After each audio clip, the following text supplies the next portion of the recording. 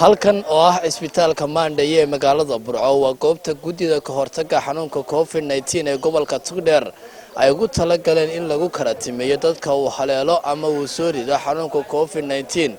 oo ay Soomaaliland gaar ahaan wasaaradda horumarinta caafimaadka Soomaaliland ay shaacisay dhawaan in labadii qof ee ugu horeeyay laga helay magaalooyinka Berbera iyo sidoo kale Burco ugu horreynba waxa ka warbixiyay isla markaana bulshada gobolka Dadka ugu baraarujiyay in ay yimaadaan hadiiba ay dareemaan calaamadaha kala duwan ee xanuunka COVID-19 agaasimaha waaxda caafimaadka guud ee wasaaradda horumarinta caafimaadka Soomaaliland iyo sidoo kale isuduwaha wasaaradda horumarinta caafimaadka ee gobolka Dadka iyagoona bulshada ugu baaqay in ay yimaadaan goobtani caafimaad ay u fureen xanuunka COVID-19 qofka uu haleelo in lagu karantimeeyo maanta waxaan halkan u joognaa in la daafuro xarunta caafimaadka ee COVID-19 xaruntan waxay ka samaysan tahay laba qaybood qayb 10 saroorad ka samaysan oo ah qofka caadiga ee soo bukooda lagu daweynayo iyo qayb 4 saroorad ka samaysan oo ah dadka xaaladoodu aad u sii liidato ee u baahan daryeelka gaarka ah mar walba in la jooga xaruntan waxa lagu aasaasay muddo 2 cisho ah waxaana iska kaashaday oo maamulkeeda uu sameeyay agaasimaha Cusbitaalka Burco iyo isuduwaha caafimaadka gobolka Dadka ilaa imika wax cid oo indee ahayno oo inagu yimi ma jirto laakiin diyaar garowga wasaaradda caafimaadku waxa loogu talagalay in halkii loogu baahnaa uu gaadho sheegay waxa muhiim ah in wacyigelinta iyo ka hortagga xanuunku uu yahay yani waxa kaliya laga badbaadi karayo marka haddii aanu xoojino wacyigelinta iyo nadaafadda iyo meelaha buuqa oo laga fogaado iyo meelaha la isugu imanayo suuqa oo laga fogaado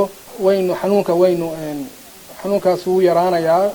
si uu dad taasoo dhan waxa weeye team dhan oo wada shaqaynaya markastana heegan ah talabaad waxaanu sameynay waxa la yiraahdo call center oo wixii oo waliba numberkiisu aad u sahlan yahay oo yahay 712322 marka telefoonkaas cid alaale cidii dareen yeelata ama iskaga shakida xanuunkaas oo kale inay markiiba la soo hadasho oo marka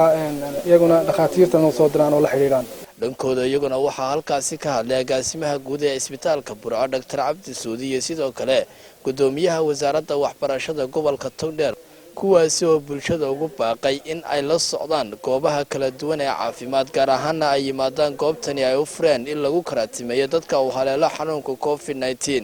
marka xaruntan waxa lagu tala galay in dadka xanuunkaas u soo dhaco ee daryeelkooda u baahdaan cisbitaal la dhigo in lagu daweeyo waxaana isku jirtaa laba qaybood qaybtii dadka ICU-ga ama criticalka ee aadka xanuunka ama naqasku qabta lagu daweynayay iyo qaybtii kale marka reer Burco ama reer Dadka ama reer Soomaaliland waxaan u sheegaynaa xanuunkan sidoo arkay ogtihiin waxa lagu kala qaadaya waxa weeye way isu dhawaanshaha ama contact waxaan loo yaqaano marka xanuunkan ka hortag buu leeyahay ka hortagana wanaagsan iyo wacyigelinta maalin walba la idin sheegay in la qaato in laga hortago ayaa muhiim ah marka idinkana saxaafadda iyo cid walba waxaan faraynaa inay nagala qayb qaataan wacyigelinka dadka meelaha dadku isugu imanayo ee aanad hawsha muhiimka u lahayn inay maxay ahayd dadku iska daayaan oo guryahooda iska joogaan ka guddi ahaan ama guddi heer gobol wixii marba ay u baahan yihiin aan ka gacan siino runtii waxay diyaariyeen goobtii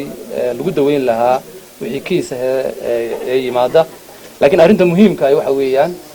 halkan doonay inaan bulshada guud ahaan uga furo ama gaar ahaan gobolka Dadka ka hortagga ayaa ka wanaagsan daaweynta duniduna waxay isku waafaqsan tahay xanuunkan maanta xalka kaliya loo hayaa inuu yahay ka hortag goobtani ay sida rasmiga ah u fureen mas'uuliyiinta wasaaradda caafimaadka iyo sidoo kale gudida ka hortagga xanuunka COVID-19 ee gobolka Dadka ayaa loogu talagalay in lagu karantimeeyo dadka uu haleelo xanuunka COVID-19 Cabdilaahi Maxamuud Muuse Xudayfi Ariel TV magaalada Burco.